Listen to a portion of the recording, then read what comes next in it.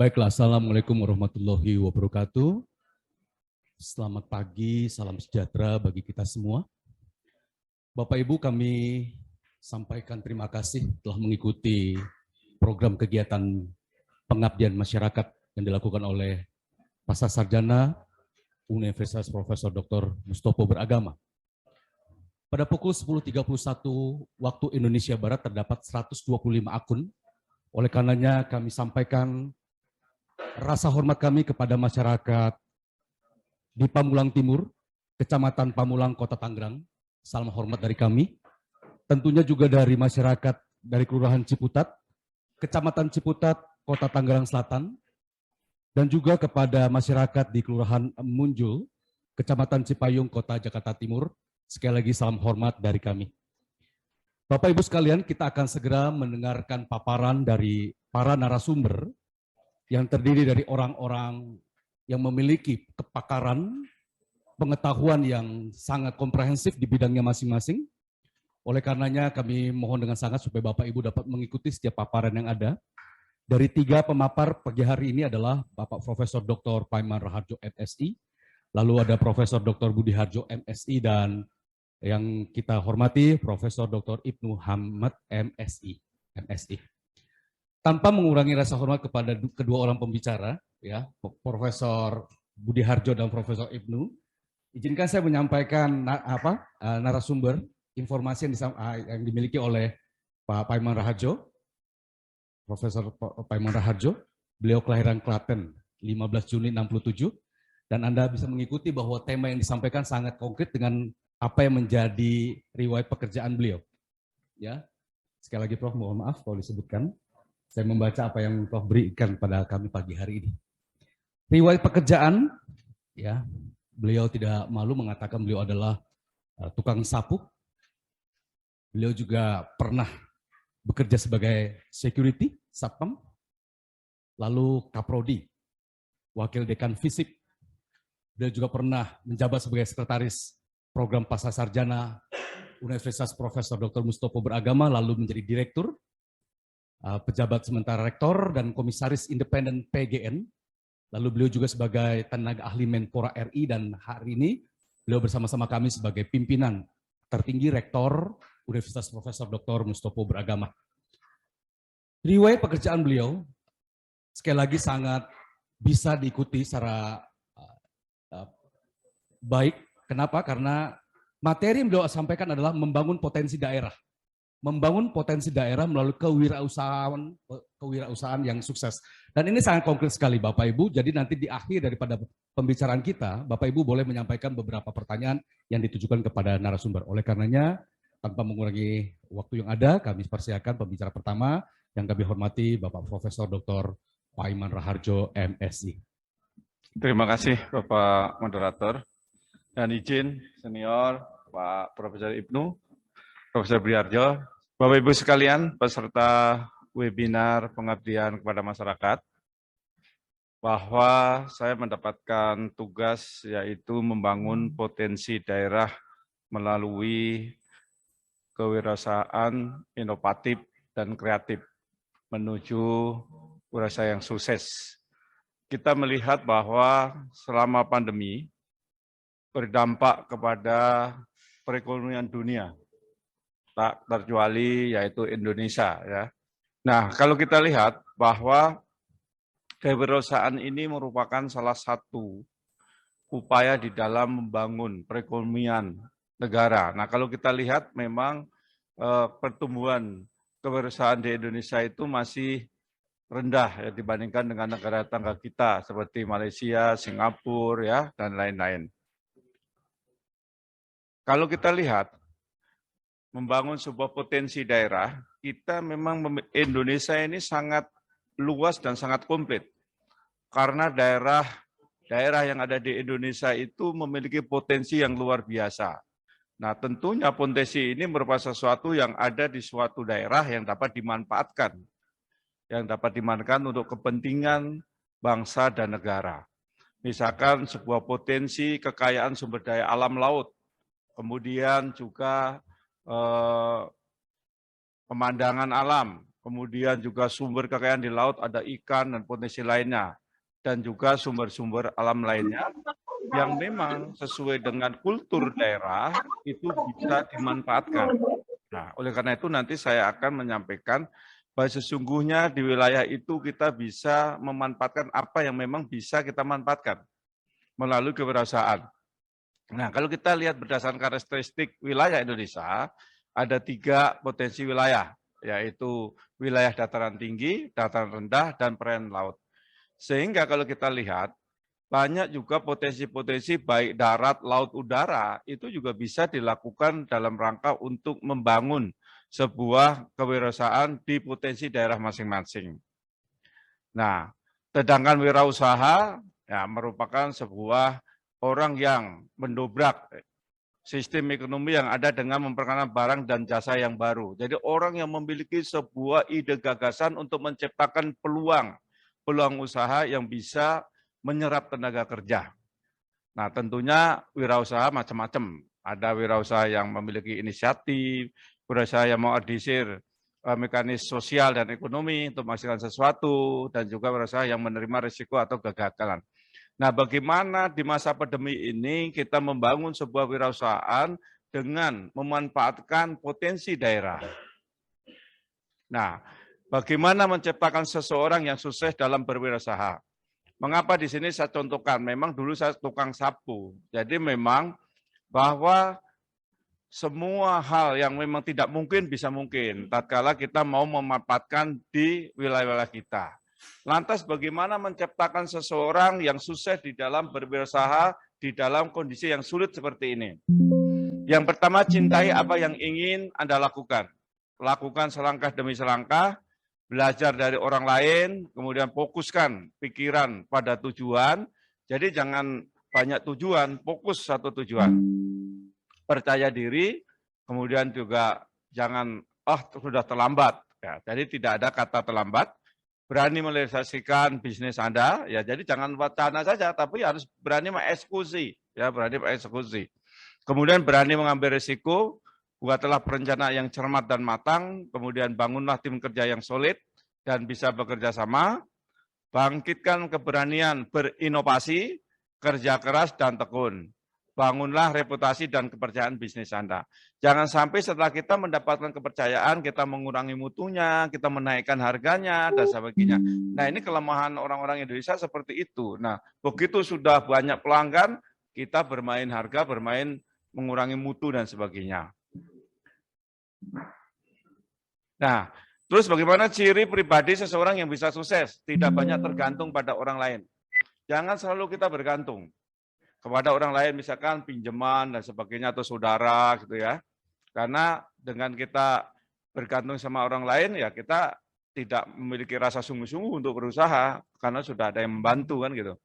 Memiliki rasa tanggung jawab yang tinggi, tidak malu usaha, bekerja apapun. Saya saat sudah jadi profesor pun, saya melayani bakso. Jadi saya buka bakso di Klaten, itu juga kadang-kadang kita ikut nyuci piring, nyuci mangkok. Nah, kalau pas sibuk.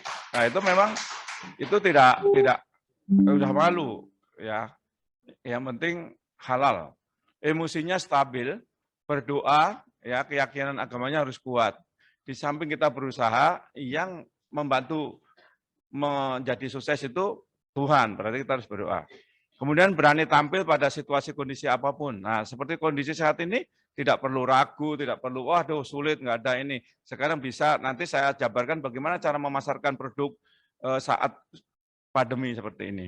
Kemudian disiplin, kerja keras, pantang menyerah, gemar bersedekah. Kalau sudah dapat rezeki, jangan lupa bersedekah. Nah, membangun potensi daerah melalui kreativitas, kita harus mampu untuk membangkitkan ide-ide baru. Jadi kita kalau mau usaha, jangan yang sudah ada. Cari, kira-kira apa gitu. Dulu waktu kami di Lampung, saya melihat tumpukan di kebun saudara saya itu kulit pisang, bergunung-gunung. Saya bilang, wah ini sayang banget. Akhirnya saya punya ide untuk saya jadikan keripik kulit pisang itu. Nah, kemudian inovasi. Nah, ini sebuah gagasan yang baru untuk memperkasai atau memperbarui suatu produk. Nah, jadi kalau kita nggak punya kreativitas dan inovasi, hanya meniru-niru saja, ya kalah dengan yang duluan. Yang duluan sudah sudah punya nama, sudah punya brand, ya kan? Kita harus punya sebuah kreativitas dan inovasi baru. Nah, mulailah usaha dengan memanfaatkan apa yang ada di sekeliling Anda, jangan sampai hidup Anda serasa di penjara karena hidup susah. Hidup susah tidaknya itu tergantung kita. Ya, jadi kita selalu bersyukur, mungkin kita nggak terlalu susah gitu ya. Nah, peluang bisnis apa saja sih? Melihat potensi daerah. Nah, kita bisa kalau kita melihat ya ini saya contoh-contoh yang tidak pakai modal ya, ini memang contoh-contoh yang tidak pakai modal. Misalkan jual pulsa ya, pulsa elektrik misalkan, itu kan bisa berkawan di sini misalkan pemuda, mahasiswa dan sebagainya. Itu kita bisa nggak modal dulu dan sebagainya, langsung bisa membuat bisnis ya kan. Nah, bisnis online shop. Nah, ini juga bisa anak-anak muda ini bisa memanfaatkan ini. Ya, jadi bisa berbagai macam baju, celana, dan sebagainya. Di dekat kami itu ada baju-baju dari Singapura, itu murah-murah dan bagus-bagus. Larisnya minta ampun, sampai jam 12 malam dia tutup.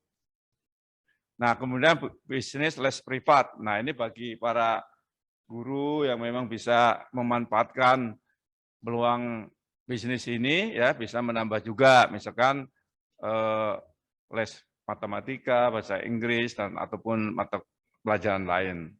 Nah, ini bisnis jualan makanan kecil. Nah, ini bisa juga disambi, misalkan ibu-ibu di kantor ibu sekretaris lurah itu, oh nanti tak bawain ini ya, dan sebagainya, bisa juga sampai tambah-tambahan.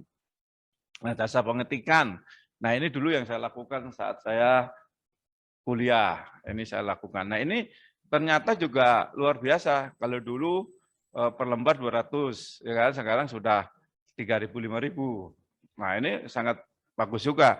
Ini saya contohkan bisnis-bisnis peluang potensi daerah yang memang tidak harus menggunakan modal besar. Nah, ini ternak lele. Nah, ini pernah saya lakukan saat saya jadi ketua LMK dan ketua RW.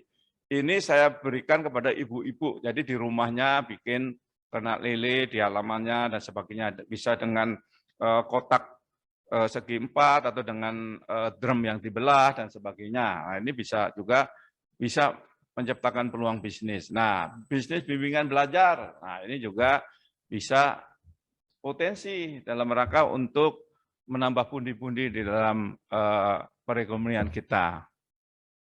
Nah, kemudian juga bisnis online, programmer. Nah, ini juga banyak anak-anak muda yang dia kreativitas luar biasa. Ini banyak yang memang memanfaatkan ya ini mungkin model laptop gitu ya, tetapi bisa laptop juga murah dengan 3 juta dan sebagainya. Nah, ini bisa juga menjadi peluang ya untuk mencari pundi-pundi ekonomi. Nah, ini juga jual buku bekas. Nah, buku bekas ini banyak orang juga yang masih mencari karena apa? Kalau buku baru itu mahal, ya kan? Nah, ini bisa saja. Terus kemudian juga jasa servis, ya, hampir rata-rata para guru, pemuda, mahasiswa itu punya laptop. Jadi ini juga bisa peluang yang sangat bagus. Nah, kemudian juga pembuatan website. Nah, ini juga sangat dicari orang karena untuk bagaimana mempermudah di dalam bisnis ya bisa melalui ini. Nah, kemudian jasa penerjemah. Nah, ini banyak. Bahkan dosen-dosen di dalam rangka untuk meningkatkan kepangkatannya itu harus nulis jurnal. Nah, jurnal itu harus khusus penerjemahan. Nah, ini bisa. Nah, kemudian jasa pengiriman. Ini juga sangat ini butuh motor satu aja sudah bisa, ya kan? Jadi artinya motor juga bisa kredit kan, murah. Nah, ini jasa desain grafis. Nah, ini juga bisa menjadi peluang bisnis. Kemudian jasa tour dan travel. Nah, ini juga saya pun nyambi ya, punya travel PT Prima Sejati. Kemudian bisnis pertunjukan seni. Nah, ini sekarang juga potensi ini sedang dibangun oleh pemerintah di dalam untuk memperkaya budaya ya, untuk menyambut para turis ya, wisatawan. Nah, ini juga bisa bagus. Nah, jasa perawatan hewan. Ini banyak juga ini orang yang punya hewan tapi nggak bisa merawat. Nah, ini bisa dilakukan juga. Nah, sengaja saya mencari hal-hal yang memang orang tidak terpikirkan, tapi bisa menjadi uang. Nah, ini.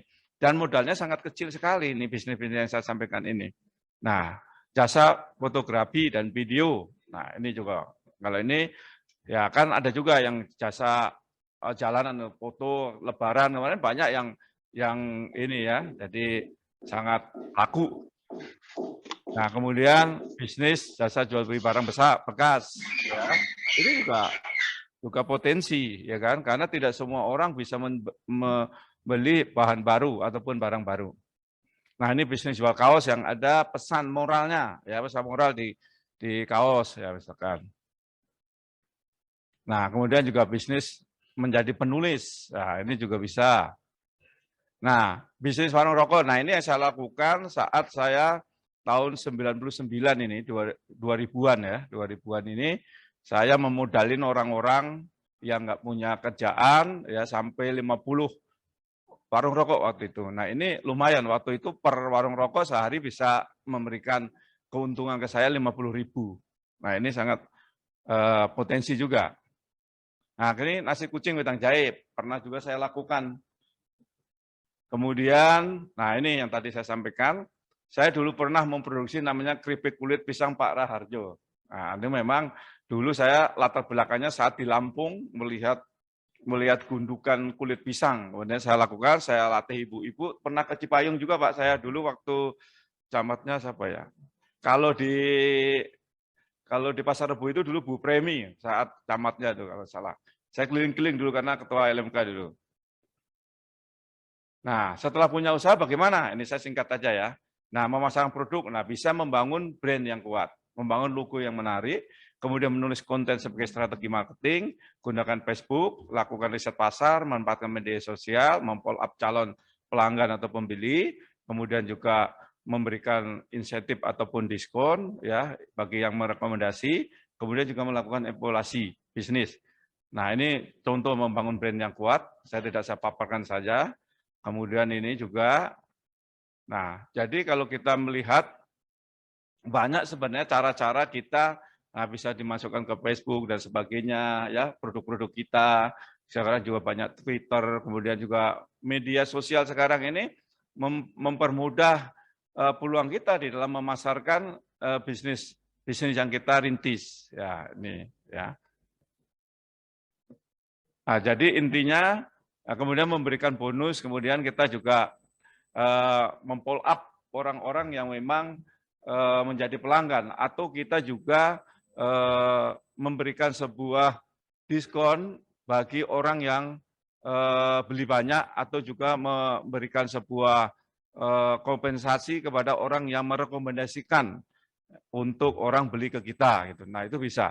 Nah saya simpulkan saja cepat saja. Dari materi yang sudah dipaparkan tadi, maka bagi seseorang yang untuk menjadi wirasawan sukses, yang pertama harus berani memulai usaha. Jangan banyak rencana, tetapi kita punya rencana satu, eksekusi dulu. Ya, berani. Ini saya lakukan, saya dulu beli tanah, nggak ada surat-suratnya. Tapi saya tanya sama Pak itu, kira-kira kapan ini digusur? Wah, belum tentu Pak, 30 tahun lagi Pak. Wah udah, saya beli di Bantar Gebang tuh, itu waktu itu. Murah sekali tuh harganya waktu itu. 1.000 perak per meter tuh waktu itu dulu. Nah, saya tahun 85 dulu mulai. Nah, tatkala kita berani memulai, maka kita akan bisa ya mendapatkan sesuatu yang memang menjadi apa yang kita inginkan. Kerja keras, nah dan pada tujuan tertentu. Jadi fokus ya, punya tujuan. Jangan kita, oh saya pengen ini, oh saya pengen ini, dan sebagainya. Makanya saya dulu fokus, Pak. Saya sekolah dulu. Adik-adik saya sekolahkan dulu, saya baru nikah. Makanya, tetapi karena kita fokus, ya bisa berhasil kan gitu. Percaya diri, pantang menyerah, berani mengambil risiko, inovatif dan kreatif. Nah, tatkala kita inovatif dan kreatif, kita membuat sebuah produk atau usaha yang di luar orang yang sudah jual. Lah kalau sama-sama jual kita akan kalah karena mereka lebih duluan sudah punya pelanggan, ya kan? Kemudian dia juga sudah punya nama, gitu kan? Kemudian memanfaatkan peluang yang ada. Nah, tadi peluang potensi, misalkan di Ciputat ada apa di situ? Misalkan situ ada banyak enceng gondok, misalkan bisa saja dimanfaatkan. Sekarang coba aja. Dulu enceng gondok yang tidak berguna, sekarang bisa jadi ini. Kemudian juga menjadi sayur, menjadi ini, dan sebagainya. Macam-macam. Dulu yang bekicot menjadi ini, sekarang sudah menjadi keripik yang luar biasa. Di Jepang itu sangat mahal harganya. Nah, kemudian berdoa. Nah, berdoa ini merupakan komunikasi kita minta tolong, minta bantuan sama di atas, Tuhan. Kita manusia sebagai orang yang diciptakan Allah, yang biasa, itu hanya bisa berusaha. Tetapi yang akan membantu, mensukseskan adalah pencipta kita. Oleh karena itu, jangan lupa kita berkomunikasi, ya sesuai agamanya tentunya ya. Kemudian yang kesembilan adalah gemar bersedekah. Nah, tatkala kita melakukan hal-hal ini, gemar sedekah, saya ceritakan ya Bapak Ibu, saya dulu mulai dari tukang sapu, satpam, kemudian saat saya tukang ketik, kemudian saya mulai usaha bisnis properti itu modal cuma 25 juta. Nah, itu kemudian saya perbaiki untung, saya kasihkan sama untuk sedekah itu yang tadinya 2,5% jadi 10% yang kita kasih. Lama-lama sampai kita bisa berusaha properti, beli sawah, dipetak-petak, dibangun, dan sebagainya. Saya kira itu yang bisa saya sampaikan karena banyak narasumber, mudah-mudahan bermanfaat. Yang jelas bahwa orang sukses bukan hanya dimiliki oleh orang yang punya modal, orang keturunan orang kaya, orang yang punya bakat. Tapi kesuksesan bisa dimiliki oleh siapa saja yang mau bekerja keras, pantang menyerah, berdoa, dan gemar bersedekah. Saya kira itu, sekian, terima kasih. Wassalamualaikum warahmatullahi wabarakatuh. Baik, Prof. Prof, terima kasih. Jika Prof berkenan, tetap di tempat, mohon maaf, Prof. Kami mencatat beberapa hal penting yang Prof sampaikan. Yang pertama adalah setiap usahawan harus memiliki rencana dan tentunya keberanian untuk mengeksekusi perencanaan tersebut. Jadi rencana tanpa eksekusi adalah nol besar. Yang kedua adalah menciptakan potensi usaha yang dapat menyerap tenaga kerja. Ini adalah hal-hal yang sangat baik sekali. Lalu beliau juga sampaikan bahwa salah satu kesuksesan adalah meminimalkan kebergantungan dengan orang lain atau lembaga lain. Izin Prof menyampaikan pertanyaan yang berkembang. Jadi dari cerita-cerita sukses Prof yang Prof telah sampaikan, pertama pertanyaannya adalah apa yang menjadi kendala utama? Kira-kira apa yang menjadi kendala utama yang dihadapi Prof dalam pengalaman berwirausaha? Itu yang pertama. Dan yang kedua adalah bagaimana membangun jaringan usaha? Bagaimana membangun jaringan usaha? Khususnya kepada industri-industri UMKM, bahkan yang super mikro. Demikian dua pertanyaan, Prof. Terima kasih. Baik. Kendala. Yang pertama memang menjadi kendala adalah rasa malu. Ya, rasa malu kita berusaha, kemudian apalagi jadi seorang tukang sapu ya, yang sering dihina dan dicaci. Maka saya buat lagu itu, Paiman si tukang sapu. Nah, jadi kendala yang pertama adalah rasa malu, itu harus dihilangkan. Yang kedua adalah kejujuran dari diri sendiri. Nah, tatkala kita mampu mengendalikan diri kita, ya kita tidak berbohong di dalam berbisnis. Orang kan selalu, Pak ini belum punya untung Pak, ini nggak usah seperti itu. Kita harus jujur, karena bagian dari rezeki itu sudah diatur, ya kan. Kadang-kadang kan kita kan sudah untung bilang, oh sama sekali ini belum untung. Nah ini sebenarnya justru nggak akan berkah nanti rezeki yang didapat gitu loh. Jadi kita harus bisa mengendalikan diri dari tingkat kejujuran kita, ya kan. Kemudian kita harus bisa dipercaya. Tatkala kita sudah dipercaya, jangan bermain-main. Harganya dinaikkan, mutunya diturunkan. Itu kendala yang memang sering kita, wah mumpung laris nih, gitu kan. Nah ini yang sulit. Nah jadi rasa malu, kemudian kejujuran kita, membangun kejujuran dalam diri kita, membangun kepercayaan dalam diri kita. Nah yang kendala yang lain adalah merasa kita bahwa rezeki itu punya kita dari usaha kita, gitu. Nah itu harus dilawan. Kenapa? Ada titipan dari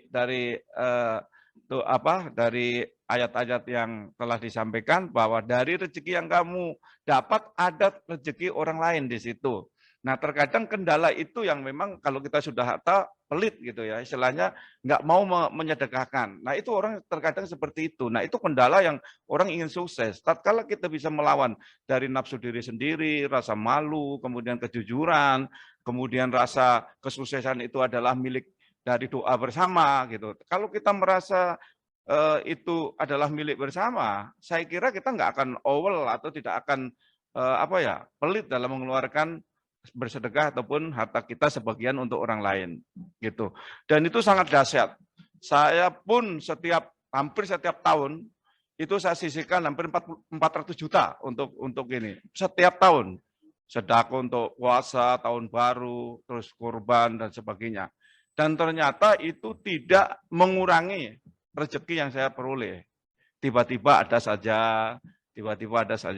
gitu. Nah, itu memang keyakinan saya saat saya ketemu Pak Gus Dur tahun 99. Jadi Pak Gus Dur memberikan ke saya, Mas, orang hidup itu 6 hal. Yang pertama, bersyukur, ikhlas, membuat senang orang, bersenang-senang, berdoa, dan bersedekah.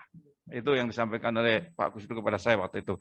Yang kedua tadi, bagaimana membangun jaringan usaha? Nah, membangun jaringan usaha yang pertama adalah kita harus belajar kepada orang yang sukses dulu. Nah, saya dulu ngobrol sama Bob Sadino, ngobrol sama Pak Oso, ngobrol sama Pak Susi, ya kan. Jadi pertama kita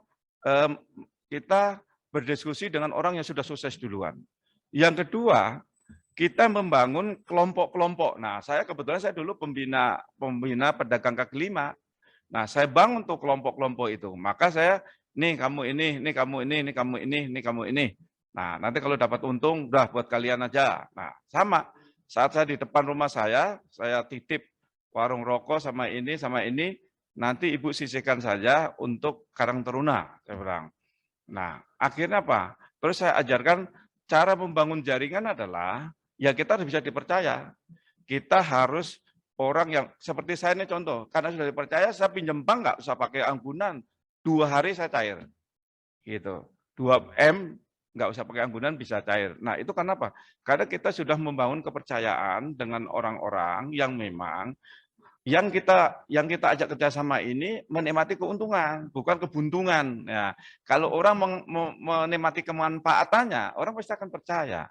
Nah, yang ketiga adalah kita juga harus selalu mau belajar inovatif. Ya, kita terus apa sih kira-kira ini dan sebagainya. Orang yang punya ide bagus ini kan ini banyak orang peluang seperti menciptakan aplikasi. Bayangkan dulu kan orang yang bisnis besar itu mobil-mobil Eropa, tapi nggak lama kemudian hancur kalah dengan Facebook, dengan YouTube dan sebagainya. Nah, sekarang ini anak-anak muda membangun dengan aplikasi-aplikasi yang bisa menciptakan peluang yang lebih cepat keuntungannya. Nah, ini kita bangun tuh orang-orang yang punya inovatif kreatif itu kita ajak kerjasama. Kita kasih modal kalau kita punya modal, nggak perlu kita ahlinya. Nah, kayak Pak Nadiem itu kan dia kan nggak pelaku sebagai Gojek kan, tapi dia hanya membuat sebuah aplikasi, menyiapkan modalnya, akhirnya menjadi sebuah bisnis yang luar biasa. Nah, itu cara membangun bisnis. Saya pun juga tidak pakai modal saya. Pernah saya pengen sekali. Orang nawari waktu itu rumah di sini, di Kuningan, 165 miliar. Wah, mana mungkin saya bisa beli segitu. Akhirnya saya kerjasama. Mas, bisa nggak modal 50 miliar? Bisa. Terus yang ini, bisa nggak modal 50 miliar? Bisa. Nah, akhirnya kita bagi bertiga nih. Dalam 2 bulan, kita kebeli 145 itu. 2 bulan laku 170. Nah, berarti untungnya sudah berapa? 30 juta kan dalam waktu 30 M dalam waktu 2 bulan. Nah, artinya kita bisa membangun jaringan dengan orang-orang yang memang punya potensi dalam rangka untuk mensukseskan bisnis kita. Gitu. Saya kira itu Pak Moderator, Pak Prengki. Terima kasih, Prof. Kita kasih tepuk tangan. Bapak Ibu yang hadir di secara onsite dan yang hadir secara online, kita patut bersyukur apa yang disampaikan oleh Prof. Paiman menjadi hal yang sangat penting buat kita. Kalau Bapak Ibu memperhatikan, tekniknya malah tidak ada. Justru yang beliau sampaikan adalah bagaimana transformasi yang dimulai dari manusianya. Ya, manusia yang tidak malu, jujur, dapat dipercaya, rezeki itu titipan dari Yang Maha Kuasa, bersedekah, dan kesuksesan adalah milik bersama, merupakan hal-hal yang perlu diperhatikan. Transformasi memang selalu didahului dari manusianya. Terima kasih Prof. atas paparannya, dan kita berikan... kita berikan tanda.